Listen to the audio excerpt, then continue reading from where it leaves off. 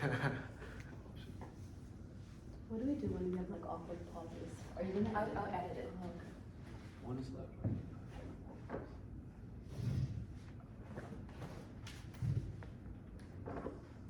First podcast, right?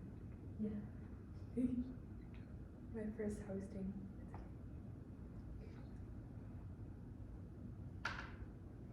Cool. Ready?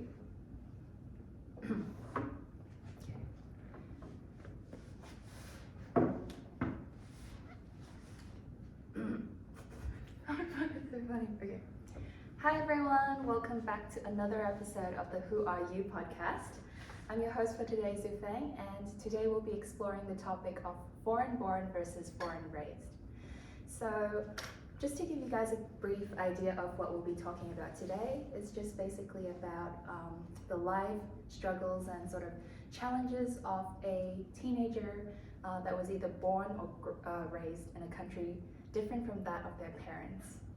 So yeah, before we get started, I think it's a good idea to introduce ourselves. My name is Zhu Feng. I'm a first year student studying Bachelor of Commerce at the University of Sydney, and I'm Chinese, but I was born and raised in Fiji. So yeah, Zen? Hi everyone, I'm Zenon. I'm studying a Bachelor of Computer Engineering and Bachelor of Commerce combined degree at the University of Sydney. I'm from New Zealand, and I was born in New Zealand, and my parents are however both Chinese, and I've spent a few years after I was born living in China, but I've spent the majority of my life in New Zealand. Hey guys, I'm Daniel. I'm a third year student studying a Bachelor of Science. My blood's originally Chinese. My parents grew up in Indonesia, so I was born there, but I was raised here. And yeah. Hi guys, my name is Tanisha. I'm studying medical science and neuroscience, and I was born and raised in China, in Shanghai. Yeah, but I'm originally from India. Yay. So that's really cool because like we all grew up in more Western, I guess, countries, and whereas Tanisha grew up in a more Eastern. So I think that'll be a very interesting episode today. So I guess let's get straight to the topic today. Firstly, so what is life like in the country you were born or raised in versus life in your home country or like that of your parents? So yeah, open discussion. I think for me, it's just like, because New Zealand is such a Western country and my parents' background is like very Eastern, so it's like obviously quite like, I guess I'm kind of a little bit like mostly influenced by Western kind of family standards and like kind of culture. But I think in the few years that I lived in China, I've actually lived in Shanghai too. I'm from Shanghai, so I lived there for a few years. But when I was really young, I think it's just like the kind of general expectations in education and like the kind of competition when you're young as well is very different. And I think in Western societies, when you're young, you're more focused on like just having fun, exploring different things. Well, I think in Eastern countries, it's more about like trying to get ahead and trying to be better than your peers and that kind of thing. Yeah. That's a good point because I think like also for me growing up in like Fiji, I think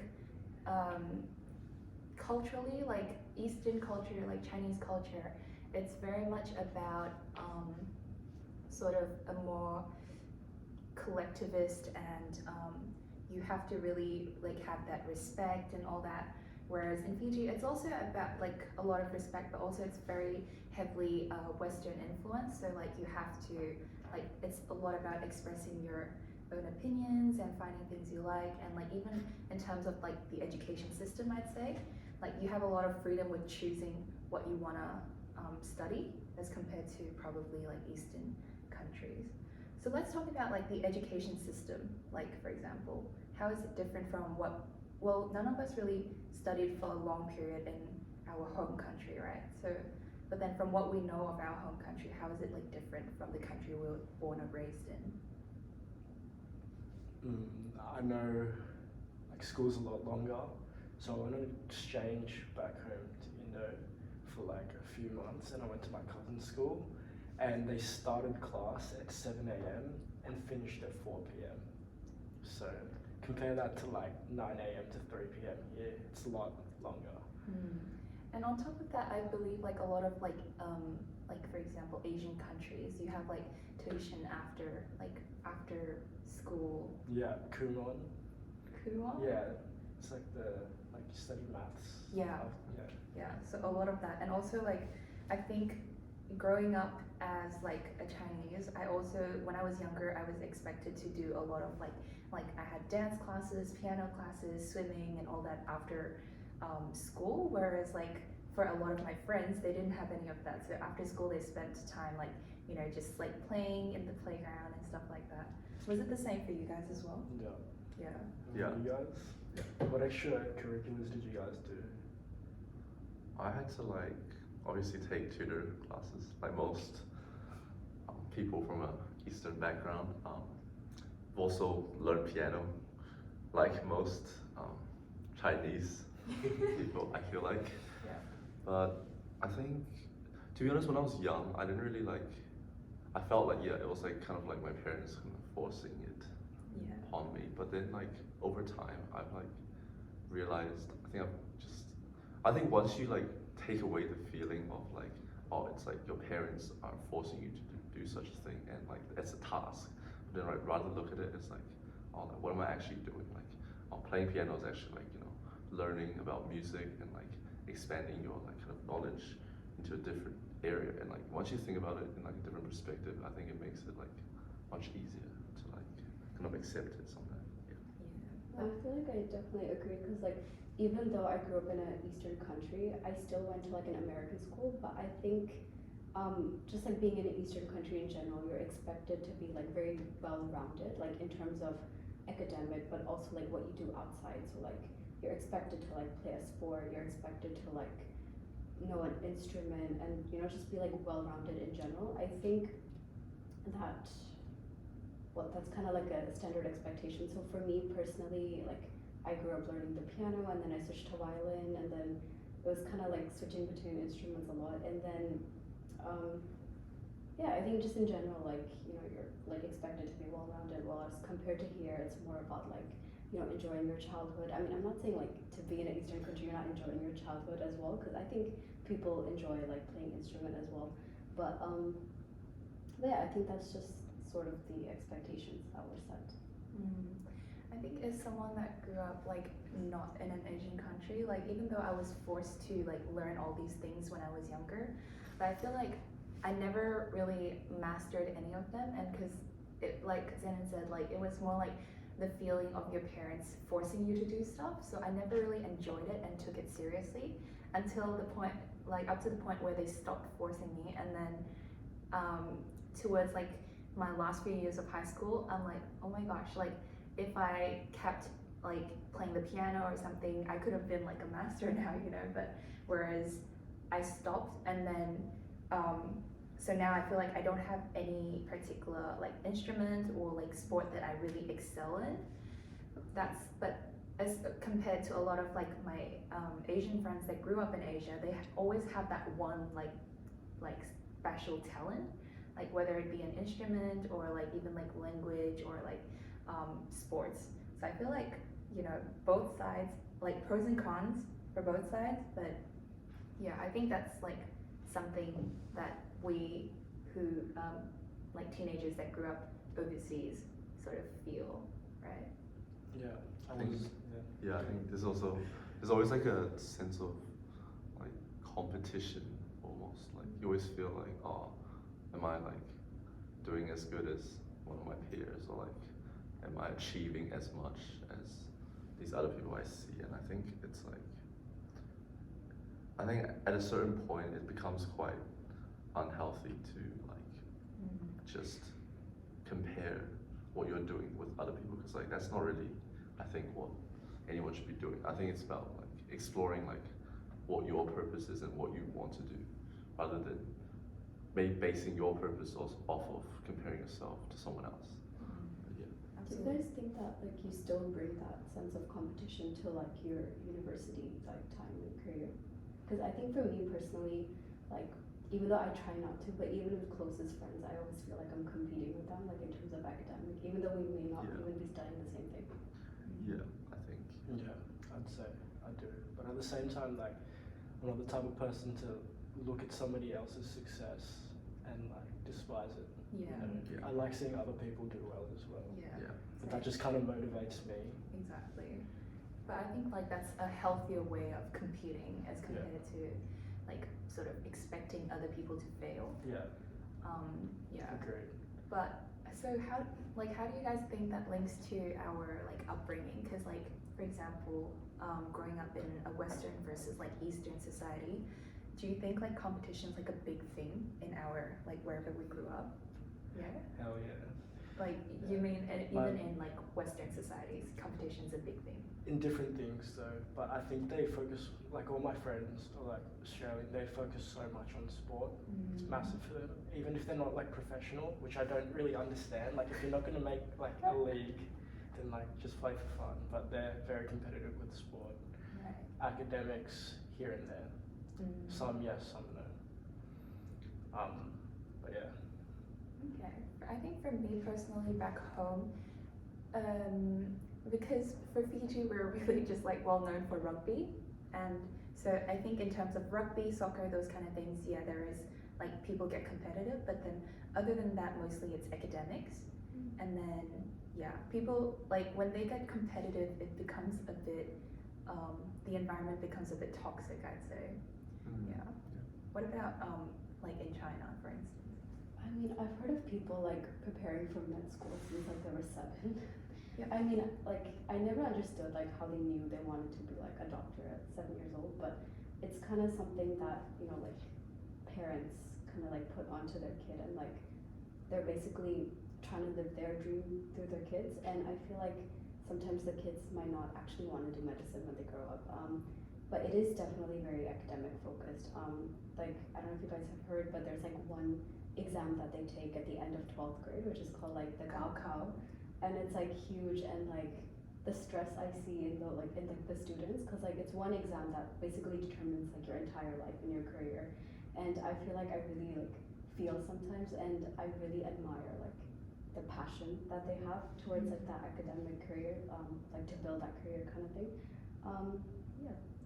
Yeah, like for the Gaokao, like because all my cousins are still in China. They went through like the traditional public school Chinese education system, and so like while I will be like playing or watching like binge watching Netflix after school, they on the other hand like for high school, I believe they finish classes like towards like 6 p.m.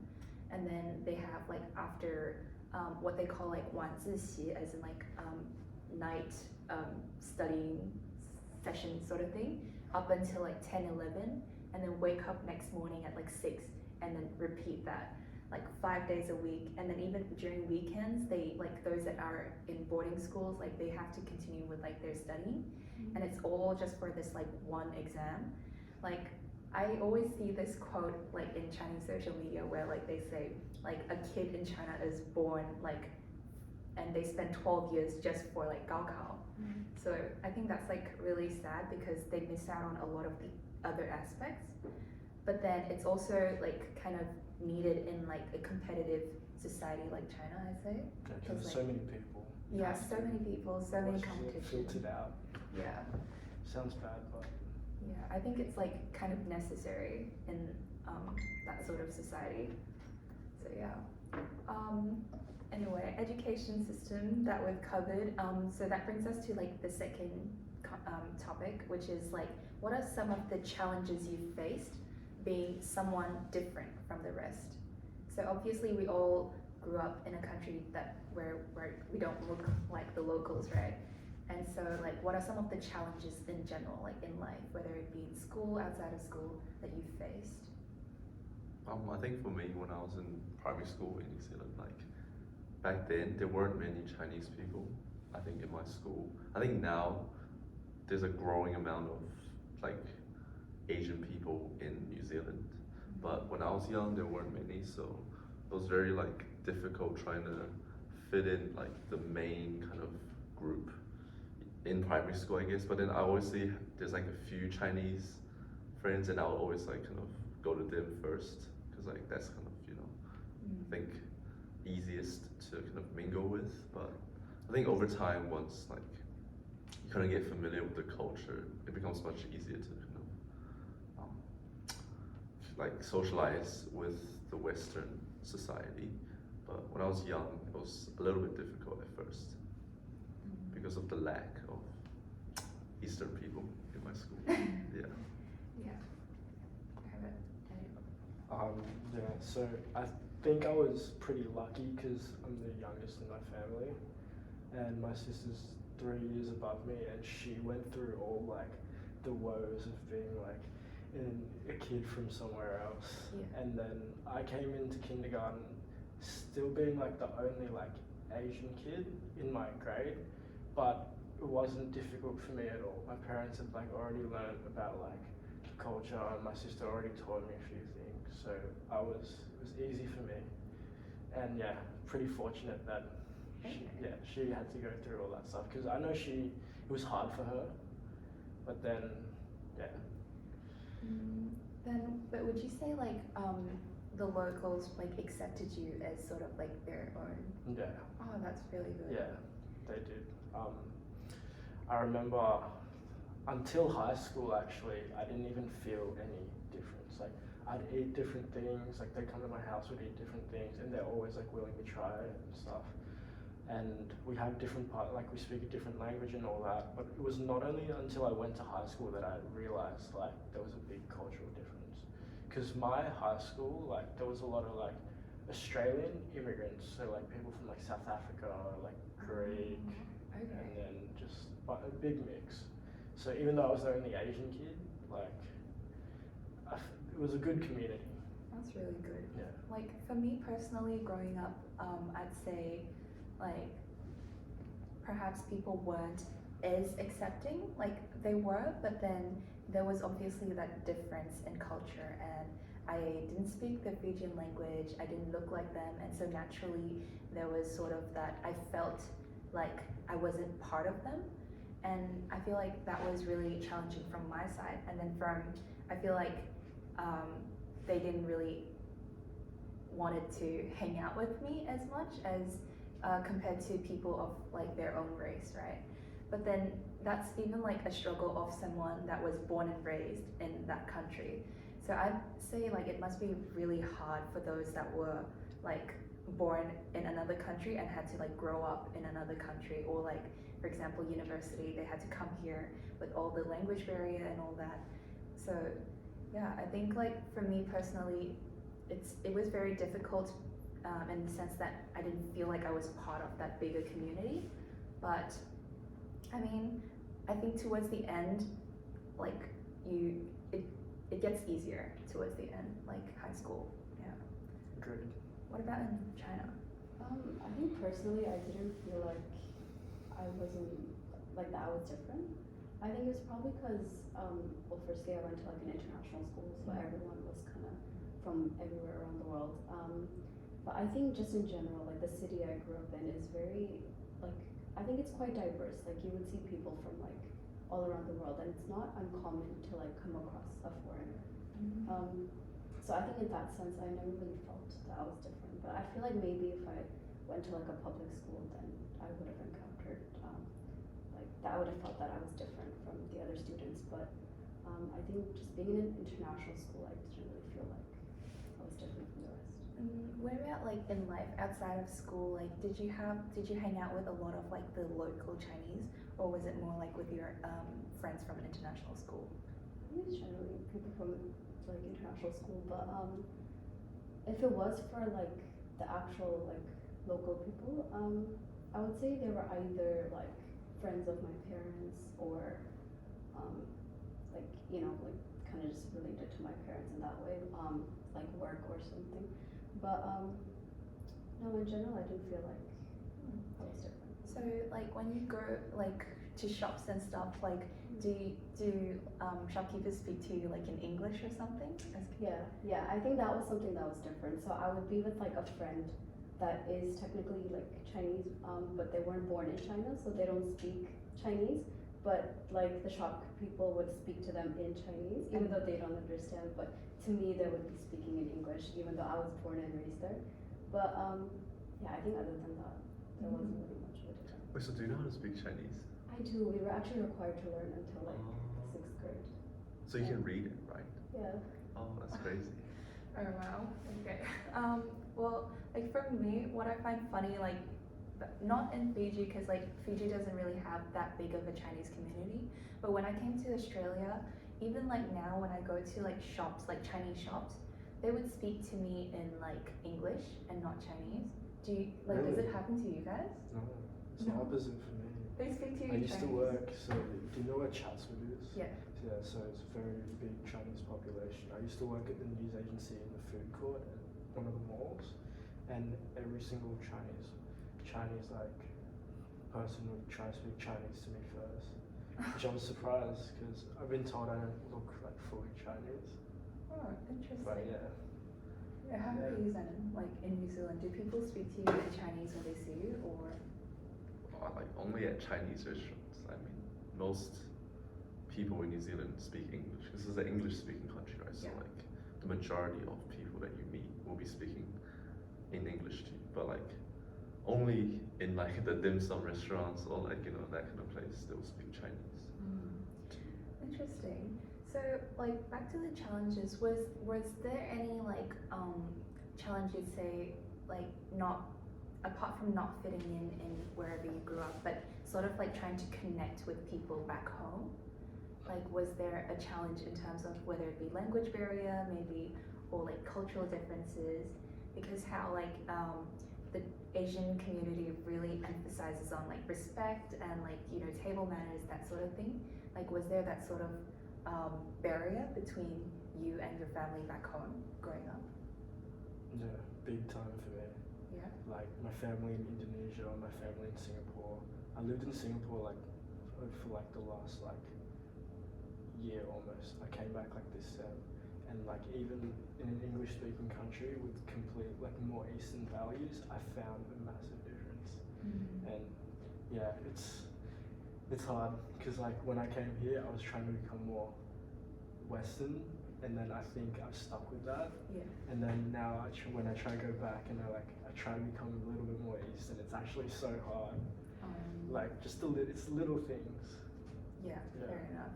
Are there any like particular examples you can think of, like growing up here and then going back, and then perhaps like your family might be like, oh, like he or she is so like has now followed like the white people ways or something like that? Oh, 100%.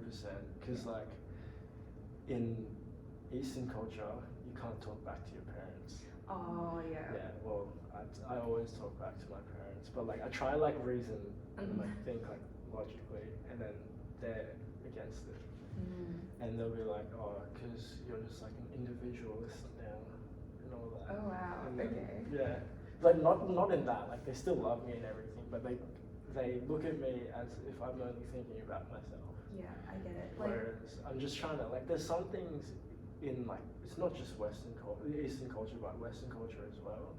It's like I just think why, like it doesn't. You don't need to do those things to make you say like a good person or like successful.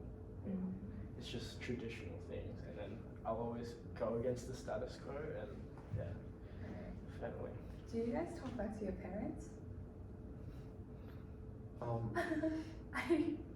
Like very rarely, in my Yeah. opinion. Like I think definitely when I was younger, no. Like towards the last few years of high school, I don't think it's like a cultural thing, but I think it's like a teenage thing where like you just sort of are more expressive. But yeah, I think if I like, for example, go and meet my family in China now, I would definitely not talk back to them. Like I know that much not to do. Yeah. Yeah. Are there any other challenges you guys face growing up here, or like in a country different from your own? I think challenges. I think the challenges happen when you're early on, or like when you're just, because for me, I actually went to kindergarten in Shanghai, but I went to primary school in New Zealand. So I think the hardest part was just like a transitioning period. But then after, like, if you're like already kind of established, and then like you already understand the culture and you understand the language, and then you just kind of like, you know, it's pretty normal in my opinion. For you, was it more academic or more cultural, the transition difficulties? Like cultural, when I first, because I was really young, right? I was like primary school, and like most of my friends in kindergarten were like Chinese, and like it was just like kind of strange. I mean, also my English. I mean, that was like when I was 7 years old, I guess. Like my English wasn't great. I had to like learn from the beginning. While everyone else in New Zealand kind of already knows English because that's their mother tongue. But yeah, apart from that, after that, like it was fine. It was normal. Yeah, for me, like I also did like 1 year of kindergarten in China, and then when I went back to Fiji, like I did not know English at all because like I don't know, I forgot or something. Like, so it was really hard in the first few years trying to like learn English again, and then I guess like my personality was not. I was very shy and introverted when I went back to Fiji. And so it was really hard making friends in the first few years of my like primary education.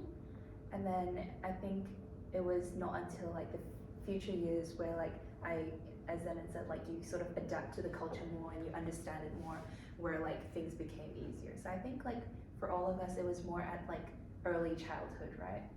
Whereas now like apart from Daniel, the three of us all are foreign to Australia. And I think like was it difficult transitioning to uni as compared to like high school back home? For me personally, like I'd say it wasn't that big of a culture shock. But what about like Tanisha? I think culturally or academically, not really. But I think socially, possibly. Like just the change in environment, like making new friends, kind of just adapting to like university. I think that kind of challenge, but I think that's something that everyone experiences. So I feel like that may not technically be really related to me being like raised in China. I think that could also be because like I went to like an American school, so it was already very like westernized. So nothing really was too much of a cultural shock. Okay. Okay. So that brings us to the next topic. Would you say being someone that looks different from the rest and are different from the rest, like were you given equal opportunities as other people and like growing up?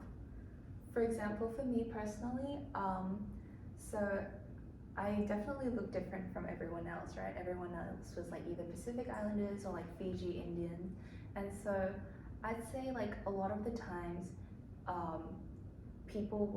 I might not be the first to be considered for any sort of leadership role, for instance. Whereas, but then when I actually get it, it becomes like a shock for everyone. Like, ooh, like that's interesting because she doesn't look Fijian or she doesn't look Indian, but like she's in that sort of position. So I'd say like I was very fortunate that my teachers really like gave me the opportunity and saw that in me. Whereas like I think like if like the teachers were different, then perhaps I would not have been given that opportunity. Yeah. What about you guys? I think I don't think there was any prejudice in the ways that students were chosen for certain kind of roles in the school. I think, especially during high school, like everyone was like treated equally. Because I think once I got through to high school, like the cultural diversity was like very like prominent in our school. So like there was like not many like kind of like segregation or like kind of, you know, like the majority is like kind of like Zhu Feng's situation where like the majority of her class is part of her home country. I think in New Zealand it's a very culturally diverse country, so everyone's different, and I think everyone has been given equal opportunities. Interesting, because like for me personally in high school we had like 1,000 something students, but like the entire school only had about like 5 Chinese people and like Yeah. maybe like 10 Asian people. So I think like it's just the different circumstances. Yeah. How about Daniel and Tanisha? Wanna go for this? No, I think the same because it was very culturally diverse, like in terms of where I went to school. So there wasn't that kind of like segregation about who like could take on like a leadership role. Yeah, it was more about like your capabilities rather than where you're from. Yeah, agreed. I didn't really feel any like prejudice or anything like that. Okay, that's really good. Yeah. Very fortunate, and I'm glad like how society has like changed. I think perhaps if this was like 50 years back or 100 years back for our like grandparents or parents, it would have been a lot more difficult. Whereas now I think society in general, like everyone's more accepting. There's a lot more equal opportunity regardless of your race or gender. So that's great. And so how would you say like growing up in a different country affected your leadership style or potential?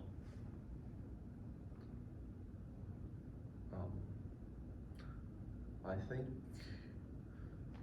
it's kind of, I think in Eastern countries, don't quote me on this, but in my opinion, I think in Eastern countries, especially in the traditional like kind of Chinese education system, in my opinion, it's much more focused on like learning, you know, the content and like getting good test scores. I think there's less focus on like the kind of extracurricular and leadership aspect of your high school education.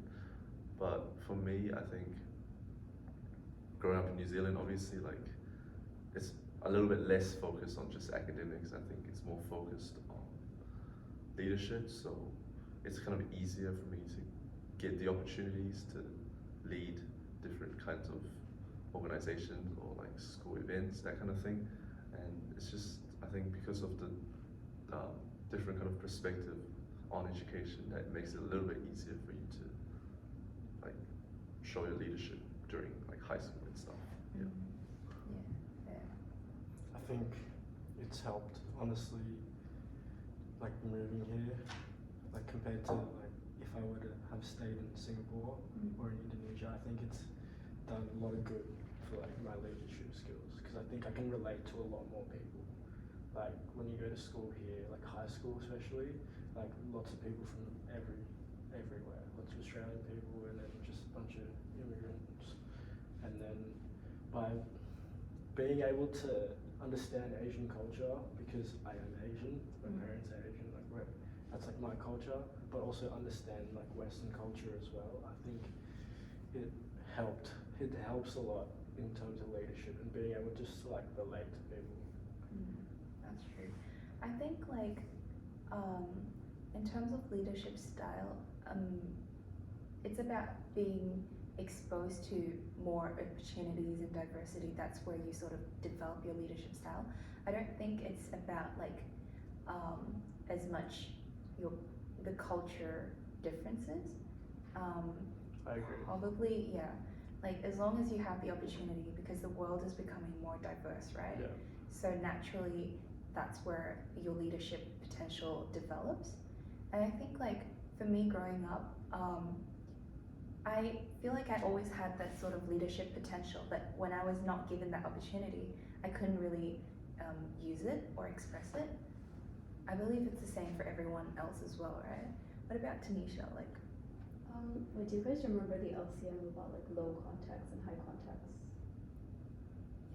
I study like cross-cultural management, so Yeah, basically, like in Eastern countries, the style of communication and like leadership tends to be more like high context. Correct me if I'm wrong, but so that basically means that a lot of like, sorry, no, in Asian it's more low context. Right? no, Asian is high context. Okay. Like people are less direct, and it's more like Right. So in Asian countries, it tends to be more like low context. So like what you say is like less direct, and a lot of like what you assume is kind of implied in what they're saying. So they're not gonna like always give you like every specific like details about something. So for example, like if you're working in a group and like assume you're a leader. You're not gonna like specifically split roles or something. Like you're gonna assume that they know what to do based on their strengths and weaknesses. But I think over here it's more high context, so you need like specific directions and Yeah, low context. oh, sorry. But basically, I think that like personally, I bring that sort of communication skill that I had in Asia to here, and I think in terms of that, it could be hard to adapt. But I think that because of like low context, high context, that there still lies a little bit of difference between the leadership styles between cultures. That's a good point. Like, what about in like university group assignments? Have you guys faced any particular issue, like in terms of leadership, where perhaps you are not comfortable with being the leader, like head on, like on the first day of the project, but then, or like in general, like the leadership dynamics of your groups? And for me, I think I kind of took lead. It's like for my business assignment, like it was like quite kind of, I think my group sort of had opinions, but then no one kind of can organize the ideas together. So I kind of just came in to kind of like direct everyone's ideas towards like a singular goal that we wanted to achieve. But then I think sometimes there are like kind of barriers in understanding of like what is trying to be achieved sometimes, and there's also like kind of language barriers between certain group members because like their kind of English proficiency isn't the best, so it's a little bit harder to kind of get across that communication. So, yeah. So how do you like navigate these sort of issues of like cultural differences or language barriers with your group members? Well, fortunately, my group members are like Chinese, so I can help them in that respect. But Yeah. it's just, I think, I'm not too sure to be honest. It's just you just have to make sure that everyone understands what the goal is, no matter like the language barriers. As long as you understand what the goal is, I think it's fine. Yeah, sure. Daniel? Yeah, in terms of just like group assignments, I think I always take lead, just because I think somebody has to do it, and I've noticed nowadays a lot of people don't like to do it. Yeah. So like even if I don't want to do it, I'll do it, and it's not like directing people to do stuff, but just making sure that everybody's opinion is heard. Because I've had group assignments in the past where I didn't take lead, and there might be some people who just want to micromanage everything, and that's not how you get like good feedback, you know. So That's true. Yeah. So like for me personally, from like my group projects in the past and currently, like I've noticed that you really need a leader in the group project, like regardless of what people say in terms of like, oh, equal distribution of roles and stuff like that. I feel like it's really important to have that one person to coordinate everything and sort of like navigate all those like cultural barriers, because obviously like University of Sydney has such like diverse student community, and so like you have in every group you have people from like different cultural backgrounds, and so from that, like a lot of like say the Asian students are from like a high context culture, so they might not be very comfortable to express their opinions about certain things, and also like they might be a bit more shy or reluctant to take charge, whereas you notice that a lot of like those that are not from Asia, from a Western society, they're a lot more direct and they tend to be more aggressive in terms of like expressing their opinions. And so I think like trying to navigate these differences and is really challenging, but like also a great way to illustrate like cultural differences in like our groups, right? So yeah, and so that brings us to our final topic of discussion today. What are some advice you'd give to those out there like you, like that was either born and raised in a foreign country? I think just, let it not kind of be a barrier to what you want to do, and kind of don't let it make it doubt, don't let it like be a factor that will make you doubt yourself. And just, I think it's important to embrace it and to appreciate that you have had these kind of different experiences and use it to kind of, continue to make more impact on the things you want to do. I'd say just expose yourself to as many different things, whether it's like from your own culture or somebody else's culture. If you can expose yourself to as many things, then you can relate to people better. You can have probably a more well-rounded view of the world, and by doing so, you can be accepted by more people as well. That's a good point. Yeah. I think kind of similar, just like exposing yourself to their culture and also like understanding their communication style and kind of like adapting yourself to that and understanding how like it might be best to communicate with them. But I guess also just knowing that like there are a lot of people that are in the same position as you. Like it's very rare for someone not to be in the same position as you. So I feel like just knowing that you're not alone and Yeah, I think in general it's really important to embrace the differences and also like it's okay to be different from the rest, and I believe that like the world is becoming more accepting and more culturally diverse, so it's like we're very fortunate to be growing up in this generation and this sort of society, but then I'm pretty sure there's still a lot of like other countries that maybe aren't as culturally diverse, and so just knowing that it's okay to be different and embracing that difference and sort of learning to adapt to change as well is very important. And yeah, I think that brings us to the end of today's episode. Thanks for listening. Bye.